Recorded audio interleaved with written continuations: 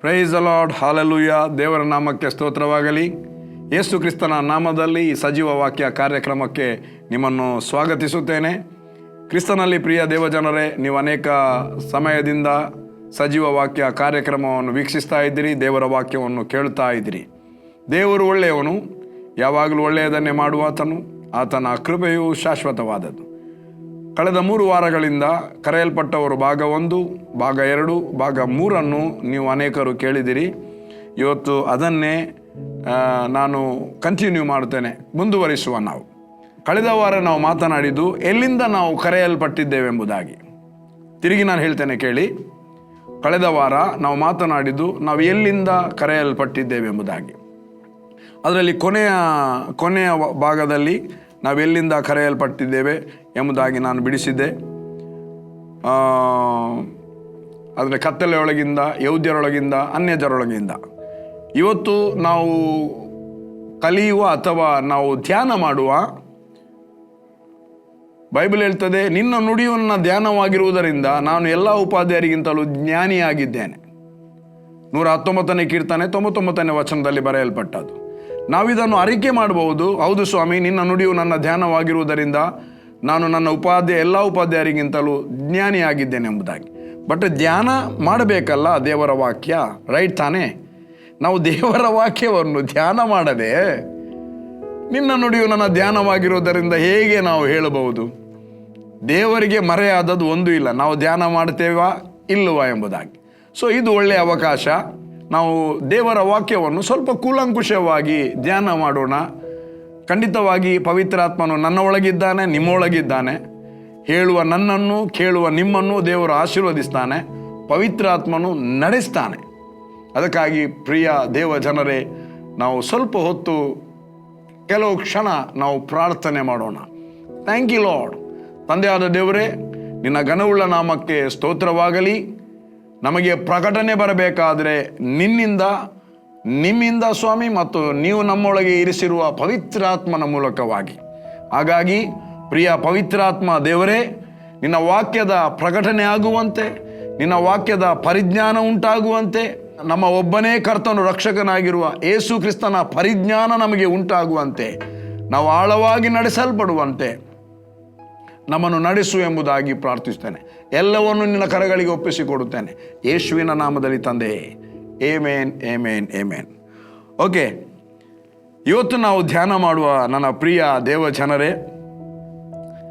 ದೇವರು ನಮ್ಮನ್ನು ಯಾಕಾಗಿ ಕರೆದಿದ್ದಾನೆ, ಅಥವಾ ಯಾತಕ್ಕಾಗಿ ದೇವರು ನಮ್ಮನ್ನು ಕರೆದಿದ್ದಾನೆ, ಅಥವಾ ಇನ್ನೊಂದು ವಿಧವಾಗಿ ಹೇಳುವುದಾದರೆ ನಾವು ಯಾತಕ್ಕೋಸ್ಕರ ಕರೆಯಲ್ಪಟ್ಟಿದ್ದೇವೆ. ನಾನಾ ವಿಧವಾದ ಕರೆಗಳು ಭೂಲೋಕದಲ್ಲಿ ಇದೆ. ಸಮ್ಮನ್ಸಿನ ಕರೆ ಇದೆ, ವಾರಂಟ್ನ ಕರೆ ಇದೆ. ಅದರ ಹಿಂದೆ ಒಂದು ಉದ್ದೇಶ ಇದೆ. ಇದು ಅಂಥ ಕರೆ ಅಲ್ಲ, ಇದು ಹುದುವಾದ ಕರೆ. ದೇವರ ಒಂದು ಹುದುವಾದ, ಸುಂದರವಾದ ಕರೆ, ಮಹಿಮೆಯುಳ್ಳ ಕರೆ, ಅಭಿಷೇಕದ ಕರೆ, ಭೂಮಿ ಆಕಾಶ ಉಂಟು ಮಾಡಿದ ದೇವರ ಆತ್ಮನ ಕರೆ. ನಮ್ಮ ಆಯುಷ್ಕಾಲ ಮುಗಿದ ನಂತರ ಕರೆಯುವ ಕರೆ ಅಲ್ಲ, ರಕ್ಷಣೆ ಹೊಂದುವುದಕ್ಕಾಗಿ ಕರೆಯಲ್ಪಟ್ಟ ಕರೆ. ಮತ್ತು ರಕ್ಷಣೆ ಹೊಂದಿದ ಮೇಲೆ ನಾವು ಏನು ಮಾಡಬೇಕು, ಅದಕ್ಕಾಗಿ ಕರೆಯಲ್ಪಟ್ಟಂಥ ದೇವರ ಕರೆ. ಈ ಕರೆಯನ್ನು ನಾವು ಯಾರು ಅಲಕ್ಷ್ಯ ಮಾಡಿದರೂ ಅದು ನಮ್ಮ ಜೀವಿತಕ್ಕೆ ನಷ್ಟವಾಗುತ್ತದೆ. ಒಂದು ವೇಳೆ ಈ ಕರೆಯನ್ನು ಗಮನಿಸಿ ನಾವು ಒಂದು ವೇಳೆ ಅದಕ್ಕೆ ನಮ್ಮನ್ನು ಒಪ್ಪಿಸಿಕೊಡುವುದಾದರೆ, ದೇವರು ಯಾವ ಉದ್ದೇಶಕ್ಕೆ ನಮ್ಮನ್ನು ಕರೆದಿದ್ದಾನೋ ಆ ಉದ್ದೇಶ ನಮ್ಮೆಲ್ಲರ ಜೀವಿತದಲ್ಲಿ ಖಂಡಿತವಾಗಿ ನೆರವೇರುತ್ತದೆ ನನ್ನ ಪ್ರಿಯ ದೇವ ಜನರೇ. ಅದಕ್ಕಾಗಿ ನಾನು ತುಂಬ ವಿಷಯ ಮಾತನಾಡಿದ್ದೇನೆ ಇದಕ್ಕಿಂತ ಮುಂಚೆ. ಇದು ಆಲ್ರೆಡಿ ಹೇಳಿದ್ದೇನೆ. ಈಗ ಹೇಳುವಂಥ ವಾಕ್ಯ ಅದು 1ನೇದ 2ನೇಯ ಎಪಿಸೋಡ್ನಲ್ಲಿ ನಾನು ಭಾಗದಲ್ಲಿ ಹೇಳಿದ್ದೇನೆ. ಇವತ್ತು ನಾವು ನೋಡುವ ಮಾರ್ಕನ್ನು ಬರೆದ ಸುವಾರ್ತೆ 3ನೇ ಅಧ್ಯಾಯ 13ನೇ ವಚನ. ಯಾಕಾಗಿ ನಮ್ಮನ್ನು ದೇವರು ಕರೆದಿದ್ದಾನೆ, ಅಥವಾ ಯೇಸು ನಮ್ಮನ್ನು ಏನಕ್ಕೋಸ್ಕರ ದೇವರು ಕರೆದಿದ್ದಾನೆ? ಸುಮ್ಮನೆ ಕರೆದಿದ್ದಾನ? ಕೆಲಸ ಇಲ್ಲ ಅಂತ ಕರೆದಿದ್ದಾನ? ಮಳೆಗಾಲ ಬರ್ತದೆ, ಕೆಲವರಿಗೆ ಕೆಲಸ ಇರುವುದಿಲ್ಲ. ನಾವು ಮುಂಚೆ ಪತ್ತ ಆಡ್ತಿದ್ದೆವು, ಆಗ ಒಬ್ಬ ಕರೀತಾನೆ ಪತ್ತ ಆಡಲಿಕ್ಕೆ, ಬಾಮಾರೆ ಪತ್ತ ಆಡುವ. ಹಾಗೆ ಕರೀಲಿಲ್ಲ. ಅತಿ ಶ್ರೇಷ್ಠವಾದ ಉದ್ದೇಶ ಅತಿ ಶ್ರೇಷ್ಠವಾದ ಕರೆಯಿಂದ ನಾವು ಕರೆಯಲ್ಪಟ್ಟಿದ್ದೇವೆ. ಕರೆದಾತನೇ ಯಾರು? ನಮ್ಮ ತಂದೆಯಾದ ದೇವರು, ನಮ್ಮ ಕರ್ತನಾದ ಯೇಸು ನಮ್ಮನ್ನು ಕರೆದಿದ್ದಾನೆ. ಮಾರ್ಕನು ಬರೆದ ಸುವಾರ್ತೆ 3ನೇ ಅಧ್ಯಾಯ 13ನೇ ವಚನ. ಓದಮ್ಮ.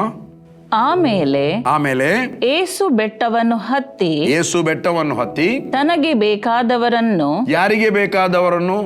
ಇಲ್ಲಿಯ ಮುಖ್ಯಮಂತ್ರಿ ಮತ್ತು ಪ್ರಧಾನಮಂತ್ರಿ ಅಥವಾ ಯಾವುದೋ ಅರಸನಿಗೆ ಬೇಕಾದವರನ್ನಲ್ಲ, ತನಗೆ ಅಂದ್ರೆ ಸ್ವತಃ ಯೇಸು ಕ್ರಿಸ್ತನಿಗೆ ಬೇಕಾದವರನ್ನು ಹತ್ತಿರಕ್ಕೆ ಕರೆಯಲು ಅವರು ಆತನ ಬಳಿಗೆ ಬಂದರು. ಯೇಸು ಕ್ರಿಸ್ತನಿಗೆ ಯಾರೆಲ್ಲ ಬೇಕಿತ್ತ ಅವರನ್ನು ಕರೆದ. ಇವತ್ತು ನೀವು ಯಾರೆಲ್ಲ ಯೇಸು ಕ್ರಿಸ್ತನನ್ನು ನಂಬಿದ್ದೀರಿ, ಯಾರೆಲ್ಲ ರಕ್ಷಣೆಯನ್ನು ಹೊಂದಿದ್ದೀರಿ, ಯಾರೆಲ್ಲ ಆತ್ಮದಿಂದ ನಡೆಸಲ್ಪಡ್ತಾ ಇದ್ದೀರಿ, ಯಾರೆಲ್ಲ ಆತ್ಮದಿಂದಲೂ ಸತ್ಯದಿಂದಲೂ ಆತನನ್ನು ಆರಾಧಿಸ್ತಾ ಇದ್ದೀರಿ, ನೀವೆಲ್ಲರೂ ಯೇಸುವಿಗೆ ಬೇಕಾದದ್ದರಿಂದ ಆತನು ಕರೆದಿದ್ದಾನೆ. ಆತನ ಕರೆ ನಿಮಗೆ ಕೇಳಿಸಿತು, ನೀವು ಬಂದಿದ್ದೀರಿ. ಆತ್ಮದಿಂದಲೂ ಸತ್ಯದಿಂದಲೂ ಆತನನ್ನು ಆರಾಧಿಸುತ್ತಾ ನಿಮ್ಮ ಹೃದಯದಲ್ಲಿ ಆತನ ಒಬ್ಬನೇ ಮಗನಾದ ಯೇಸುವನ್ನು ಆರಾಧಿಸುತ್ತಾ ಆತನಿಗೋಸ್ಕರ ಜೀವಿಸುವ ತೀರ್ಮಾನ ಮಾಡಿದ್ದೀರಿ. ಯಾರಿಗೆ ಬೇಕಿತ್ತು? ನಮ್ಮ ಕರ್ತನ, ಬೇರೆ ಯಾರಿಗೆಲ್ಲ, ಕರ್ತನಾದ ಯೇಸು ಕ್ರಿಸ್ತನಿಗೆ ನಾವು ಬೇಕಾಗಿತ್ತು. ಅದಕ್ಕೋಸ್ಕರ ಆತನು ನಮ್ಮನ್ನು ಕರೆದಿದ್ದಾನೆ. ಅದು ಬಿಡಿಸಲಿಕ್ಕೆ ತುಂಬ ಉಂಟು. ಅದು ಲಾಸ್ಟ್ ಟೈಮ್ ನಾನು ಆಲ್ರೆಡಿ ಬಿಡಿಸಿದ್ದೇನೆ.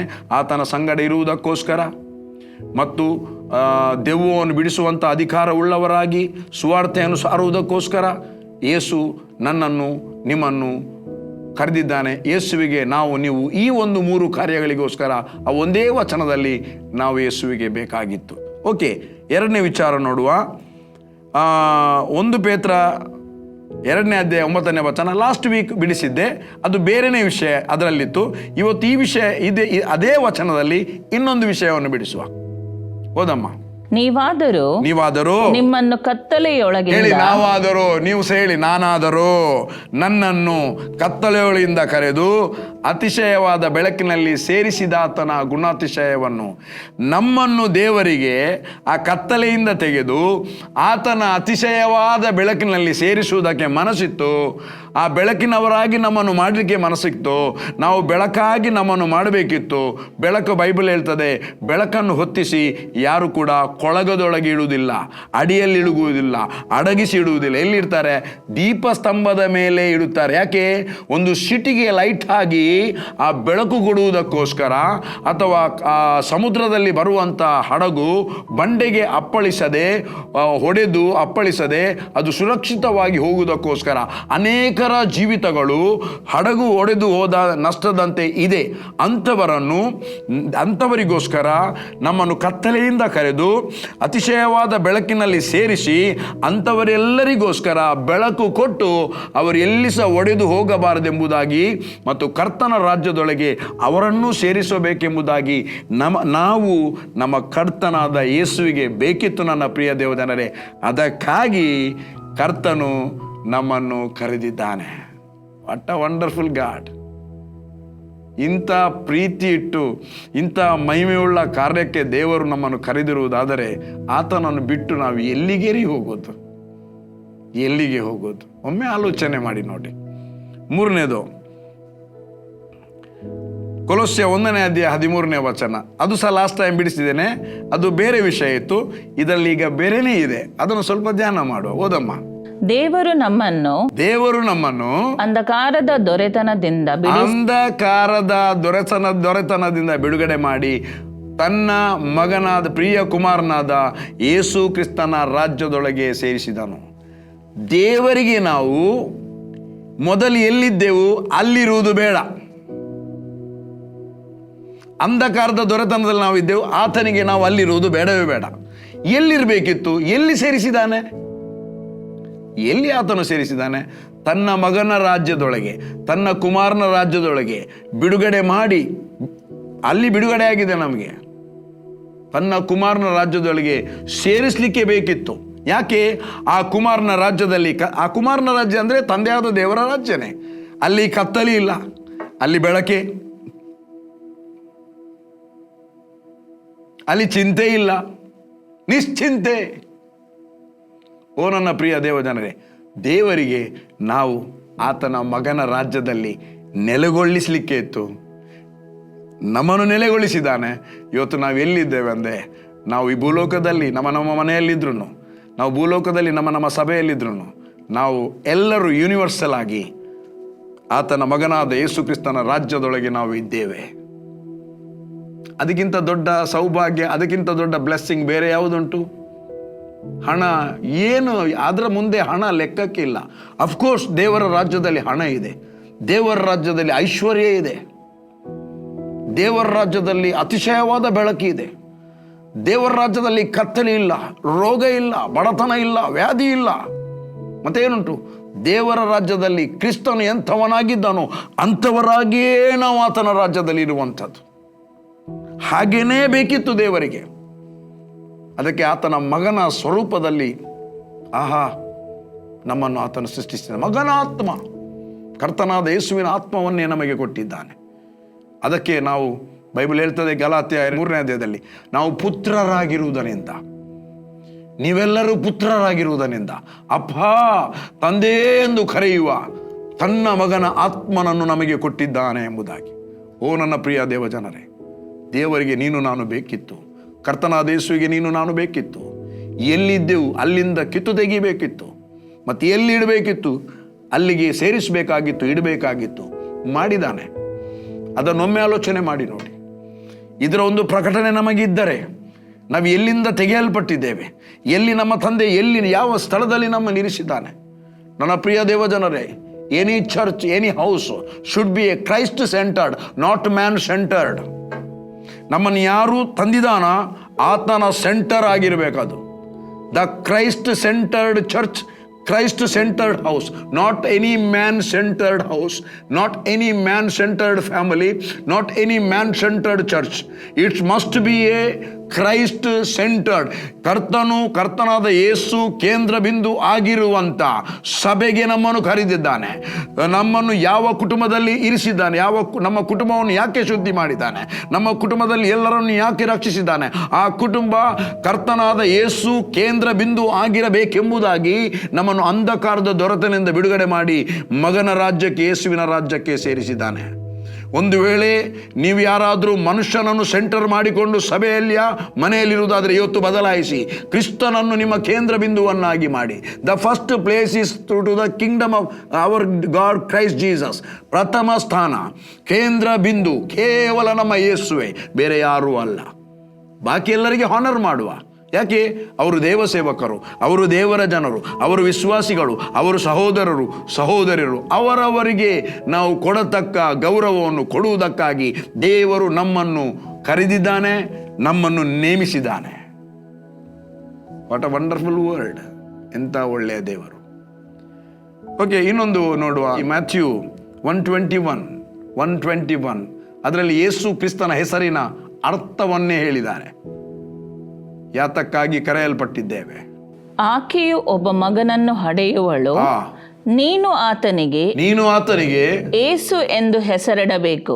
ದೇವದೂತ ಗಬ್ರಿಯೇಲ ಬಂದು ಹೇಳ್ತಾನೆ. ಗೇಬ್ರಿಯಲ್, ಇಂಗ್ಲಿಷ್ನಲ್ಲಿ ಗೇಬ್ರಿಯಲ್, ಕನ್ನಡದಲ್ಲಿ ಗಬ್ರಿಯೇಲ, ಶಾರ್ಟ್ ಆಗಿ ಗಾಬಣ್ಣೆ ಅಂತ ಹೇಳ್ತಾರೆ. ಓಕೆ, ಇದು ದೇವದೂತ.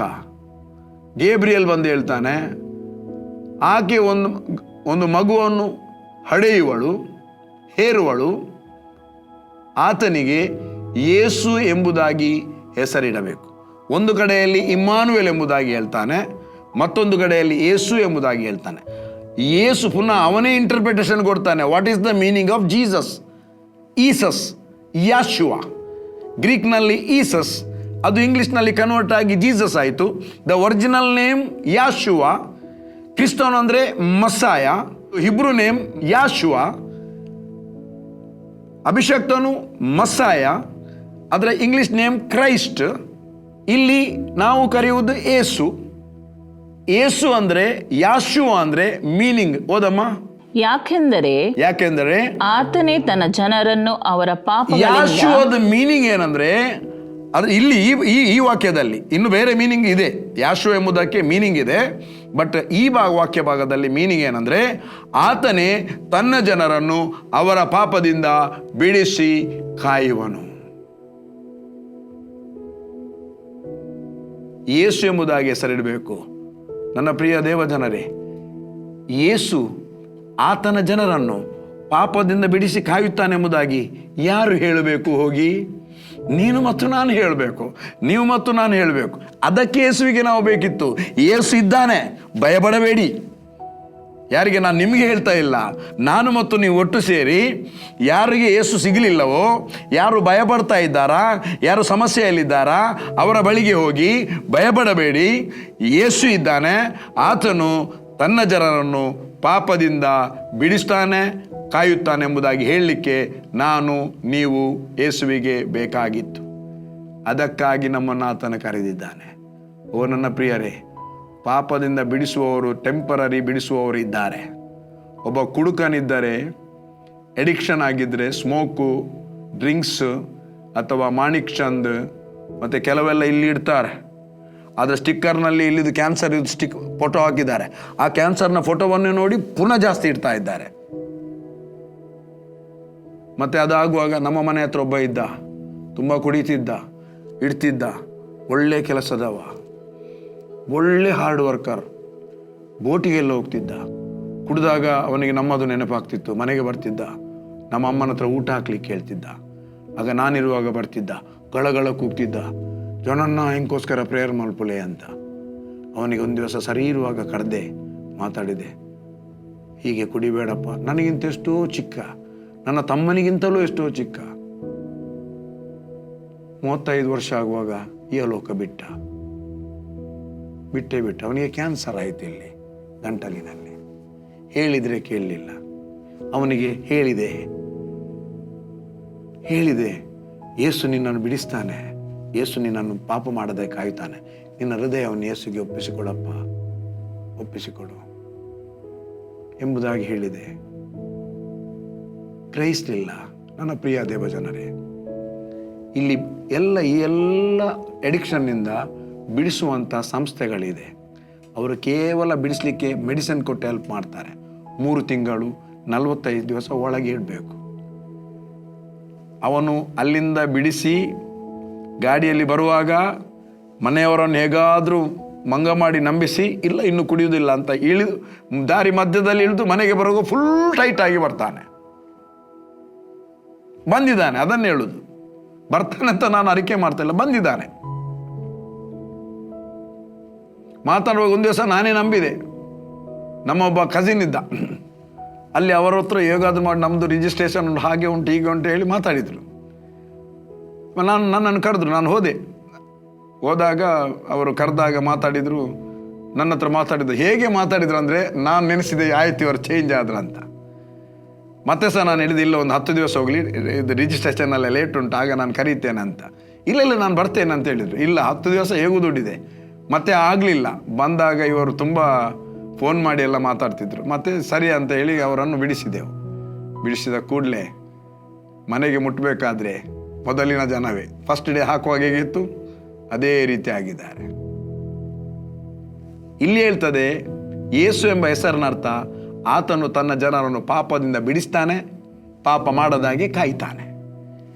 ಒಬ್ಬನೇ ಒಬ್ಬ ವ್ಯಕ್ತಿ ಪಾಪದಿಂದ ಬಿಡಿಸುವಾತನು, ನಿತ್ಯಕ್ಕೂ ಪಾಪ ಮಾಡದ ಹಾಗೆ ಕಾಪಾಡುವಾತನೊಬ್ಬನೇ, ಅದು ನಮ್ಮ ಕರ್ತನಾದ ಯೇಸು ಮಾತ್ರ.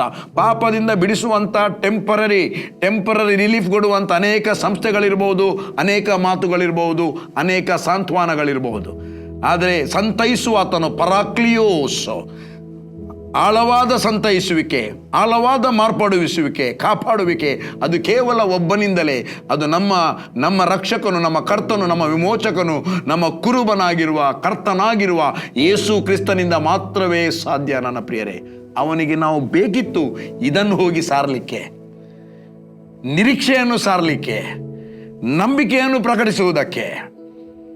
ಪಾಪದಿಂದ ಬಿಡಿಸಿ ಕಾಯುವಂತಹ ಮಾತುಗಳನ್ನು, ಸಂತೈಸುವಿಕೆಯ ಮಾತುಗಳನ್ನು ಹೇಳಲಿಕ್ಕೆ ಆತನಿಗೆ ನಾವು ಬೇಕಿತ್ತು, ಆತನ ಪರವಾಗಿ. ಅದಕ್ಕೆ ಪ್ರಿಯ ದೇವಜನರೇ, ನೀನು ನಾನು ಯೇಸುವಿಗೆ ಬೇಕಿತ್ತು. ಅದಕ್ಕೆ ನಿನ್ನನ್ನು ಕರೆದಿದ್ದಾರೆ. ಅದನ್ನು ಬಿಟ್ಟು ಏನೇನೋ ಮಾಡುತ್ತಾ ಹೋದರೆ ಹೇಗೆ ರೀ ಸಹಿಸ್ತಾನ ಯೇಸು? ನಾವೊಬ್ಬ ವ್ಯಕ್ತಿಗೆ ತುಂಬ ಉಪಕಾರ ಮಾಡಿ ಅವನು ಕೊನೆಗೆ ನಮಗೆ ತಿರುಗಿ ನಿಂತು ನಾವು ಹೇಳಿದ ಮಾತನ್ನು ಕೇಳದೆ ನಮಗೆ ಉಲ್ಟವಾಗಿ ನಿಂತಾಗ ಎಷ್ಟು ನೋವಾಗ್ತದೆ ಜನರಿಗೆ. ದೇವರಿಗೆ ಸ್ತೋತ್ರ, ನಮ್ಮ ಯೇಸುವಿಗೆ ಆ ನೋವು ಆಗಲಿಲ್ಲ ಅಂತ ನೋವು ನಾವು ಕೊಡುವುದು ಕೂಡ ಬೇಡ. ಯಾವ ಉದ್ದೇಶಕ್ಕೋಸ್ಕರ ನಮ್ಮನ್ನು ಕರೆದಿದ್ದಾನೆ. ಈ ಲೋಕದಲ್ಲಿ ಬೇಡವಾದ ಅವನು ಮಾತಾಡಲಿಲ್ಲ, ಇವನು ಮಾತಾಡಲಿಲ್ಲ, ಅವನು ನನ್ನ ಫೋನ್ ಎತ್ತಲಿಲ್ಲ, ಇವನು ನನ್ನ ಫೋನ್ ಎತ್ತಲಿಲ್ಲ, ಇದೆಲ್ಲ ಚಿಕ್ಕ ಕೇಪು ಪಟಾಕಿ ಅಂತ ಸಂಗತಿಗಳನ್ನು, ಮಾಲ ಪಟಾಕಿ ಕೂಡ ಅಲ್ಲ. ಆ ಪಿಸ್ತೂಲಲ್ಲಿ ಹಾಕಿಬಿಡ್ತಾರೆ, ಚಿಟುಕು ಪುಟುಕು ಅಂತೆಲ್ಲ ಕೆಲಸವನ್ನು, ಅಂತೆಲ್ಲ ಕಂಪ್ಲೇಂಟನ್ನು ಇಟ್ಕೊಂಡು ನಾವು ಕಚ್ಚಾಡಿದರೆ ಹೇಗೆ? ಅದಕ್ಕೋಸ್ಕರ ದೇವರು ನನ್ನನ್ನು ನಿಮ್ಮನ್ನು ಕರೆಯಲಿಲ್ಲ. ಪದಾರ್ಥಕ್ಕೆ ಉಪ್ಪು ಕಡಿಮೆ ಆಯಿತು, ಪದಾರ್ಥಕ್ಕೆ ಉಪ್ಪು ಜಾಸ್ತಿ ಆಯಿತು, ಮನೆಯಲ್ಲಿ ಗಲಾಟೆ. ಕರೆದ ಉದ್ದೇಶವೇ ನೆನಪಿಲ್ಲ. ಕರೆದ ಉದ್ದೇಶ ನೆನಪಿದ್ರೆ ಉಪ್ಪು ಕಡಿಮೆ ಆದರೆ ಗಲಾಟೆ ಇಲ್ಲ. ದೇವರಿಗೆ ಸ್ತೋತ್ರ. ನೆಕ್ಸ್ಟ್ ನನ್ನ ಪದಾರ್ಥದಲ್ಲಿ ಉಪ್ಪು ಕರೆಕ್ಟಾಗಿ ಇರ್ತದೆ. ಉಪ್ಪು ಕಡಿಮೆ ಆದರೆ ಒಳ್ಳೆ. ಈಗ ಯಾರು ಹಾಕೋದಿಲ್ಲ ಉಪ್ಪು. ಕೆಲವರು ಹೇಳ್ತಾ ಇದ್ರು ಉಪ್ಪು ತಿನ್ನಬೇಡ ಅಂತ. ಉಪ್ಪು ತಿನ್ನಿ, ತೊಂದರೆ ಇಲ್ಲ, ಏನಾಗೋದಿಲ್ಲ. ನಾನು ತಿಂತಾ ಇದ್ದೇನೆ. ಖಾಲಿ ಉಪ್ಪು ತಿನ್ನುವುದಿಲ್ಲ, ಪದಾರ್ಥಕ್ಕೆ ಉಪ್ಪು ಹಾಕಿ ತಿಂತಾ ಇದ್ದೇನೆ. ಉಪ್ಪು ಸಪ್ಪೆಗಾದರೆ ಅದಕ್ಕೆ ರುಚಿ ಯಾವುದರಿಂದ ಒಂದು? ದೇವರು ನಮ್ಮನ್ನು ಭೂಮಿಗೆ ಉಪ್ಪನ್ನಾಗಿ ಇಟ್ಟಿದ್ದಾನೆ. ಓಕೆ ಪ್ರಿಯರೇ, ಇನ್ನೊಂದು ವಚನ ಓದುವ. 8ನೇ ಅಧ್ಯಾಯ 36ನೇ ವಚನ, ಯೋಹಾನನು ಬರೆದ ಸುವಾರ್ತೆ. ಆದದರಿಂದ ಮಗನು ನಿಮ್ಮನ್ನು ಅಂದ್ರೆ ಕರ್ತನಾದ ಯೇಸು ನಿಮ್ಮನ್ನು ಬಿಡುಗಡೆ ಮಾಡಿದರೆ ನಿಜವಾಗಿ ನಿಮಗೆ ಬಿಡುಗಡೆಯಾಗುವುದು. ನಿಜವಾಗಿ ನಿಮಗೆ ಬಿಡುಗಡೆಯಾಗುವುದು. ನಮ್ಮನ್ನು ಕರ್ತನಾದ ಯೇಸು ನಿಜವಾದ ಬಿಡುಗಡೆಯನ್ನು ಮಾಡಿದ್ದಾನೆ. ನಮಗೆ ಬಿಡುಗಡೆ ಆಗಿದೆ. ಆದ್ದರಿಂದ ಮುಂದಕ್ಕೆ ಹೋಗುವ ಇನ್ನೊಂದು ಭಾಗ ಯಾವುದಂದ್ರೆ, ದೇವರು ನಮ್ಮನ್ನು ಏನಕ್ಕೋಸ್ಕರ ಕರೆದದು, ಅದನ್ನು ಇನ್ನೊಂದು ವಿಷಯವನ್ನು ನೋಡುವ. 1 ಕೊರಿಂಥ 1ನೇ ಅಧ್ಯಾಯ 9ನೇ ವಚನ. ದೇವರು ನಂಬಿಗಸ್ತನು. ನಾವೆಲ್ಲ ಹೇಳಿ ದೇವರು ನಂಬಿಗಸ್ತನು. ಎಲ್ಲರೂ ಹೇಳಿ ದೇವರು ನಂಬಿಗಸ್ತನು. ಹೇಳಿ ದೇವರು ನಂಬಿಗಸ್ತನು. ನಾವೆಲ್ಲ ಒಟ್ಟಾಗಿ ಹೇಳುವ ದೇವರು ನಂಬಿಗಸ್ತನು. ಓಕೆ, ದೇವರು ನಂಬಿಗಸ್ತನು. ನಮ್ಮ ಕರ್ತನಾದ ಯೇಸು ಕ್ರಿಸ್ತನೆಂಬ ತನ್ನ ಮಗನ ಅನ್ಯೋನ್ಯತೆಗೆ, ನಮ್ಮ ಕರ್ತನಾಗಿರುವಂತ ಯೇಸು ಕ್ರಿಸ್ತನೆಂಬ ತನ್ನ ಮಗನ, ತಂದೆಯಾದ ದೇವರ ಮಗನ ಅನ್ಯೋನ್ಯತೆಗೆ ನಿಮ್ಮನ್ನು ಕರೆದವನು. ನಿಮ್ಮನ್ನು ಅಂದ್ರೆ ನಮ್ಮೆಲ್ಲರನ್ನು ಕರೆದಾತನು ಆತನೇ. ಇಲ್ಲಿ ಕರೆದದು ನಮ್ಮನ್ನು ಯಾತಕ್ಕಂದ್ರೆ, ನಮ್ಮನ್ನು ನಮ್ಮ ಕರ್ತನಾಗಿರುವ ಯೇಸು ಕ್ರಿಸ್ತನ ಒಟ್ಟಿಗೆ ಅನ್ಯೋನ್ಯತೆ ಮಾಡುವುದಕ್ಕಾಗಿ ತಂದೆಯಾದ ದೇವರೇ ನಮ್ಮನ್ನು ಕರೆದಿದ್ದಾನೆ. ಎಲ್ಲೆಲ್ಲಿ ಯಾರ್ಯಾರೊಟ್ಟಿಗೆ ಇಜ್ಜೋಡಾಗಲಿಕ್ಕೆ ಅಲ್ಲ, ಯಾರೊಟ್ಟಿಗೆ ಅನ್ಯೋನ್ಯತೆ ಮಾಡಬಾರ್ದು, ಯಾರೊಟ್ಟಿಗೆ ಇಜ್ಜೋಡ ಆಗಬಾರ್ದು, ಯಾರೊಟ್ಟಿಗೆ ಇಜ್ಜೋಡ ಆಗಬೇಕು, ಯಾರೊಟ್ಟಿಗೆ ಅನ್ಯೋನ್ಯತೆ ಮಾಡಬೇಕು, ಯಾರೊಟ್ಟಿಗೆ ಐಕ್ಯವಾಗಿರಬೇಕೆಂಬುದಾಗಿ ದೇವರು ನಮಗೆಲ್ಲರಿಗೂ ಸತ್ಯವೇದದಲ್ಲಿ ಕರೆಕ್ಟ್ ಇನ್ಸ್ಟ್ರಕ್ಷನ್ ಕೊಟ್ಟಿದ್ದಾನೆ. ಬೈಬಲ್ ಹೇಳ್ತದೆ, ದೇವರ ಶಾಸ್ತ್ರದಲ್ಲಿ ಹುಡುಕಿ ಓದಿರಿ, ಇದರಲ್ಲಿ ಇಲ್ಲದೆ ಇರುವಂಥದ್ದು ಒಂದು ಇಲ್ಲ. ಯೆಶಾಯ 34:16. ಯೆಹೋವನ ಶಾಸ್ತ್ರದಲ್ಲಿ ಹುಡುಕಿ ಓದಿರಿ. ಹುಡುಕಿ ಅದರಲ್ಲಿ ಒಂದು ಸಾರಿ ಬರ್ತದೆ, ಅದು ನಾನು 10 ಸಾರಿ ಹೇಳ್ತೇನೆ ಬೇಕಿದ್ರೆ. ಯೆಹೋವನ ಶಾಸ್ತ್ರದಲ್ಲಿಯೇ ಹುಡುಕಿ ಓದಿರಿ. ಇವುಗಳಲ್ಲಿ ಯಾವುದು ಇಲ್ಲದಿರದು, ಇವುಗಳಲ್ಲಿ ಯಾವುದು ಕೂಡ ಇಲ್ಲದೆ ಇರುವುದು, ಎಲ್ಲವೂ ಜೊತೆಯಾಗಿರುವ, ಎಲ್ಲವೂ ಜೊತೆಯಾಗಿದೆ. ಎಲ್ಲವೂ ಜೊತೆ ಹುಡುಕಿ ಓದಿದಾಗ ಸಿಗ್ತದೆ. ಓಕೆ, ಈಗ ಪುನಃ ಹೋಗುವ 1ನೇ ಅಧ್ಯಾಯ 9ನೇ ವಚನ. ದೇವರು ನಂಬಿಗಸ್ತನು. ಆತನು ನಮ್ಮ ಕರ್ತನಾಗಿರುವ ಆತನ ಮಗನಾಗಿರುವ ಯೇಸು ಕ್ರಿಸ್ತನ ಅನ್ಯೋನ್ಯತೆಗೆ ಕರೆದಾತನು ಆತನೇ. ಹಾಗಾದ್ರೆ ನಮ್ಮನ್ನು ಏನಕ್ಕೆ ಕರೆದಿದ್ದಾನೆ? ಯಾವಾಗ ಯೇಸು ಕ್ರಿಸ್ತನೊಟ್ಟಿಗೆ ನಾವು ಒಳ್ಳೆಯದಾಗಿ ಅನ್ಯೋನ್ಯತೆ ಮಾಡ್ತೇವೆಯಾ, ನಮಗೆ ಯಾರ್ಯಾರೊಟ್ಟಿಗೆ ಅನ್ಯೋನ್ಯತೆ ಮಾಡಬೇಕೆಂಬುದಾಗಿ ಪ್ರಕಟ ಆಗುತ್ತೆ. ಯೇಸು ಕ್ರಿಸ್ತನೊಟ್ಟಿಗೆ ಅನ್ಯೋನ್ಯತೆ ಮಾಡಲಿಕ್ಕೆ ಆಗದಿದ್ದರೆ ನಾವು ಯಾರೊಟ್ಟಿಗೆ ಅನ್ಯೋನ್ಯತೆ ಮಾಡಲಿಕ್ಕೆ ಆಗುವುದಿಲ್ಲ. ಅದಕ್ಕೆ ಮೊದಲು ಬೆಳಗ್ಗೆ ಎದ್ದು ಹಲ್ಲಿಗೆ ಬ್ರಷ್ ಹೋಗೋ ಮೊದಲು ಬೆಳಿಗ್ಗೆ ಹೇಳಿ, 9 ಗಂಟೆಗೆ ಅಲ್ಲ, ಒಂದು 5 ಗಂಟೆಗಾದರೂ ಹೇಳಿ. ಆಗ ಯಾವ ಮೊಬೈಲ್ದು ಫೋನ್ ಬರುವಂಥದ್ದು ಉಪದ್ರ ಇರುವುದಿಲ್ಲ, ಏನಿರುವುದಿಲ್ಲ, ಫ್ರೀ ಇರ್ತೇವೆ. ಎದ್ದು ಚಂದ ಮಾಡಿ ಮುಖಕ್ಕೆ ನೀರಾಕಿ ತೊಳೆಯುವಾಗ ನಿದ್ರೆ ಹೋಗುತ್ತೆ. ಹೇಳಿ ಪ್ರಾರ್ಥನೆ ಮಾಡಿ, ಕರ್ತನೆ ನಿನ್ನ ಘನವುಳ್ಳ ನಾಮಕ್ಕೆ ಸ್ತೋತ್ರವನ್ನು ಸಲ್ಲಿಸ್ತೇನೆ. ಈ ದಿನವು ನಿನ್ನಿಂದ ನೇಮಕವಾದ ದಿನ. ಈ ದಿನದಲ್ಲಿ ನಾನು ಹರ್ಷಿಸ್ತೇನೆ, ಉಲ್ಲಾಸಿಸ್ತೇನೆ. ನಿಮ್ಮ ಅರಿಕೆ ಬೆಳಗ್ಗೆ ನಿಮ್ಮ ಅರಿಕೆ, ಬೆಳಿಗ್ಗೆ ನಿಮ್ಮ ಅರಿಕೆ, ಆ ಅರಿಕೆಯ ಪ್ರಕಾರ ನಿಮ್ಮ ಜೀವಿತ ನಡೆಸಲ್ಪಡುತ್ತದೆ. ಜೀವಿತ ಕೂತ್ಕೊಳ್ಳಿ, ಪ್ರಾರ್ಥನೆ ಮಾಡಿ. ಬಡ ಬಡ ಬಡ ಬಡ ಅಂತ ನಾವು ಹೇಳುವುದಕ್ಕಿಂತ ನಮ್ಮ ಮುಂದೆ ನೀವು ಫೀಲ್ ಮಾಡಿ, ನಿಮ್ಮ ಮುಂದೆ ಕರ್ತನಾದ ಯೇಸು ಕೂತಿದ್ದಾನೆ. ನಾನು ನನ್ನ ಪ್ರಾರಂಭದ ದಿನದಲ್ಲಿ ನಾನು ಕೂಸಾಗಿರುವಾಗ, ಆತ್ಮಿಕ ಕೂಸಾಗಿರುವಾಗ, ನಾನು ಬೆಳಗಾತ 3 ಗಂಟೆಗೆ ಹೇಳ್ತಿದ್ದೆ, ಟಂಗ್ಸಲ್ಲಿ ಮಾತಾಡ್ತಿದ್ದೆ, ನಡೆದು ಆಚೆ ಈಚೆ ನಡೆದು ಗೋಷ್ಠಿ ಎಲ್ಲರಿಗೆ ಪ್ರಾರ್ಥನೆ ಮಾಡ್ತಿದ್ದೆ. ಮತ್ತು ನನ್ನ ಮುಂದೆ ಒಂದು ಚೇರ್ ಇಡ್ತಿದ್ದೆ, ನಾನು ಕೂತ್ಕೊಳ್ತಿದ್ದೆ. ನಾನು ಪಕ್ಕ 100% ಗ್ಯಾರಂಟಿ ಇತ್ತು ಚೇರ್ನಲ್ಲಿ ಯೇಸು ಇದ್ದಾನೆ ಅಂತ. ನನ್ನ ನಾನು ಚಿಕ್ಕ ಇರುವಾಗ ತಂದೆ ಹತ್ರ ಹೇಗೆ ಮಾತಾಡ್ತಿದ್ದೆ ಹಾಗೆಯೇ ಮಾತಾಡಲಿಕ್ಕೆ ಕಲಿತೆ. ನಂತರ ಬೆಳೆಯುತ್ತಾ ಬಂದೆ, ನಮಗೆ ಕೆಲವು ಸಂಗತಿಗಳು ಗೊತ್ತಾಯಿತು ಹೇಗೆ ಪ್ರಾರ್ಥನೆ ಮಾಡೋದಂತ. ಆ ರೀತಿಯಾಗಿ ನೀವು ಪ್ರಾರ್ಥನೆ ಮಾಡಿ ನೋಡಿ, ನಿಮ್ಮ ಜೀವಿತ ಹೇಗೆ ಚೇಂಜ್ ಆಗ್ತದೆ, ಬದಲಾಗ್ತದೆ. ನಿಮಗೆ ವಾಕ್ಯ ಓದುವಾಗ ವಾಕ್ಯ ಅರ್ಥ ಆಗ್ತದೆ, ನಿಮಗೆ ಪ್ರಾರ್ಥನೆ ಮಾಡಲಿಕ್ಕೆ ಮನಸ್ಸಾಗ್ತದೆ, ನಿಮಗೆ ಇಂಟರ್ಸೆಷನ್ ಮಾಡಲಿಕ್ಕೆ ಮನಸ್ಸಾಗ್ತದೆ. ನೀವು ಮನೆಯಿಂದ ಹೋಗುವಾಗ ಬರುವಾಗ ನಿಮ್ಮ ಇಡೀ ಬಾಯಲ್ಲಿ ಆರಾಧನೆಗಳೇ ಇರ್ತದೆ. ಟಂಗ್ಸಲ್ಲಿ ಮಾತಾಡ್ತಾ ಇರ್ತೀನಿ. ಬಸ್ನಲ್ಲಿ ಹೋಗುವಾಗ ನೀವು ಕೈ ಹಾಕಿದ ಕೆಲಸ ಎಲ್ಲ ಸಫಲ ಆಗುತ್ತೆ. ಚಾಲೆಂಜ್, ಹೌದಾ ಅಲ್ವನ್ ಮಾಡಿ ನೋಡಿ. ಚಾಲೆಂಜ್. ನನ್ನ ದೇವರು ನಿಮ್ಮ ದೇವರು ಅಂತ ದೇವರು. ನನ್ನ ಪ್ರಿಯ ದೇವಜನರೇ, ಸಮಯ ಮುಗೀತು. ನಾನು ನೆಕ್ಸ್ಟ್ ಮಾತಾಡ್ತೇನೆ ದೇವರೊಂದಿಗೆ ಅನ್ಯೋನ್ಯತೆ, ಯೇಸುವಿನೊಂದಿಗಿನ ಅನ್ಯೋನ್ಯತೆ, ಪವಿತ್ರಾತ್ಮನೊಂದಿಗಿನ ಅನ್ಯೋನ್ಯತೆ, ಸಹೋದರ ಅನ್ಯೋನ್ಯತೆ ಮಾಡಲಿಕ್ಕೆ ರೆಡಿ ಇದ್ದಂಥ ಯೇಸು ಎಲ್ಲಿ ತನಕ ಅನ್ಯೋನ್ಯತೆ ಮಾಡ್ತಾನೆ ಅದನ್ನು ಮಾತಾಡುವ. ನಮ್ಮ ವಿಷಯವಾಗಿ ಏನು, ನಾವು ಅನ್ಯೋನ್ಯತೆ ಮಾಡುವಾಗ ಏನಾಗ್ತದೆ ಇದೆಲ್ಲವನ್ನು ನೆಕ್ಸ್ಟ್ ನಾನು ಬಿಡಿಸ್ತೇನೆ. ದೇವರ ಘನವುಳ್ಳ ನಾಮಕ್ಕೆ ಸ್ತೋತ್ರ. ಯೇಸು ಕ್ರಿಸ್ತನ ನಾಮದಲ್ಲಿ ನಿಮ್ಮನ್ನು ವಂದಿಸುತ್ತಾ ನೀವು ಪ್ರಾರ್ಥನೆ ಮಾಡುವಂತೆ ನಾನು ನಿಮ್ಮ ಹತ್ರ ಕೇಳಿಕೊಳ್ಳುತ್ತೇನೆ. ಅನ್ಯೋನ್ಯತೆ ಮಾಡಿ, ಪ್ರಾರ್ಥನೆ ಮಾಡಿ, ಆತ್ಮದಿಂದಲೂ ಸತ್ಯದಿಂದಲೂ ಆತನನ್ನು ಆರಾಧಿಸಿರಿ. ದೇವರು ಒಳ್ಳೆಯವನು, ಆತನ ನಂಬಿಗಸ್ತನು, ಕೊನೆಯವರೆಗೆ ಕಾಪಾಡುವುದಕ್ಕೆ ಆತನು ಶಕ್ತನಾಗಿದ್ದಾನೆ. ತಂದೆಯಾದ ದೇವರೇ, ಈ ದಿವಸ ಈ ಸಂದೇಶವನ್ನು ಕೇಳಿದಂಥ ಎಲ್ಲರ ಮೇಲೆ ನಿನ್ನ ಕೃಪೆ ಅಧಿಕವಾಗಲಿ. Grace and peace multiply through the knowledge of our Lord Jesus Christ. ಯೇಸು ಕ್ರಿಸ್ತನ ಪರಿಜ್ಞಾನ ಇವರಿಗೆ ಉಂಟಾಗಲಿ. ಅದರ ಮೂಲಕ ನಿನ್ನ ಕೃಪೆಯು ಶಾಂತಿಯು ಹೆಚ್ಚೆಚ್ಚಾಗಿ ದೊರೆಯಲಿ. ನಿನ್ನ ವಾಕ್ಯದಲ್ಲಿ ನಡೆಸಲ್ಪಡಲಿ, ನಿನ್ನ ಮಹಿಮೆಯಲ್ಲಿ ನಡೆಸಲ್ಪಡಲಿ. ನಿನ್ನ ಮಹಿಮೆಯನ್ನು, ನಿನ್ನ ಕೃಪೆಯನ್ನು ಇವರೆಲ್ಲರೂ ಪ್ರಖ್ಯಾತಿಗೆ ತರುವವರಾಗಲಿ ಎಂಬುದಾಗಿ ನಾನು ಪ್ರಾರ್ಥಿಸುತ್ತಾ ನಿನ್ನ ಘನವುಳ್ಳ ನಾಮಕ್ಕೆ ಸ್ತೋತ್ರವನ್ನು ಸಲ್ಲಿಸುತ್ತೇನೆ. ಯೇಸುವಿನ ನಾಮದಲ್ಲಿ ತಂದೆಯೇ, ಆಮೆನ್, ಆಮೆನ್, ಆಮೆನ್.